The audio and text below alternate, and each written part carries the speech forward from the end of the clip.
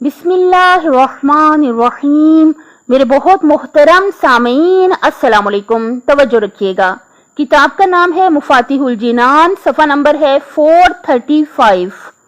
ہم ماہ رمضان کے چھٹے دن کی دعا پڑھیں گے، اور ہمیشہ یاد رکھیں جب بھی کوئی دعا پڑھنے لگیں کہ ہم بہت عظیم پروردگار کی بارگاہ میں آ گئے ہیں، جیسے گناہگار، خطاکار، غفلت میں ڈوبا ہوا نہایت شرمندہ شخص اپنے عظیم پروردگار کی بارگاہ میں آ جائے کہ جو قدیم الاحسان ہے، ہمیشہ سے احسان کرتا آیا ہے اپنے بندوں پر، اور گناہگاروں کو ہمیشہ سے معاف کرتا آیا ہے۔ جو بھی سچے دل سے اس سے اللہ تعالیٰ سے گناہوں کی معافی مانگے، اس کو ہمیشہ سے معاف کرتا آیا ہے۔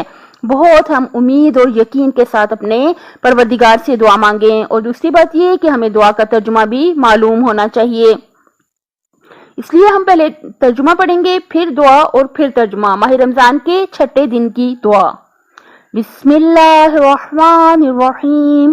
اے خدا، مجھ کو اس دن معصیت کی وجہ سے رسوا نہ کرنا، معصیت یعنی گناہ، اور اپنے عذاب کے تازیانے سے نہ مارنا، اور مجھ کو دور نہ کر دینا اپنے غصے کے موجبات کی وجہ سے، اپنے احسان سے اور نعمتوں سے اے شوق و رغبت رکھنے والوں کے انتہائی آرزو۔ اللہم لا تخذلنی فیہ لتعرض معصیتک ولا تضربنی بسیاط نقمتک وزحزحنی فیہ من موجبات سخطک بمنک وایادیک یا منتہی رغبت الراغبین۔ اے خدا، مجھ کو اس دن معصیت کی وجہ سے رسوا نہ کرنا، اور اپنے عذاب کے تازیانے سے نہ مارنا، اور مجھ کو دور نہ کر دینا اپنے غصے کے موجبات کی وجہ سے، اپنے احسان سے اور ان نعمتوں سے شوق و رغبت رکھنے والوں کے انتہائی آرزو۔ اللہ پاک ہماری ساری کی ساری دعائیں قبول فرمائے، اور ہم سب کے سب گناہ، خطائیں، غلطیاں معاف کرے، اور ہم سب کی دنیا و آخرت بخیر کرے۔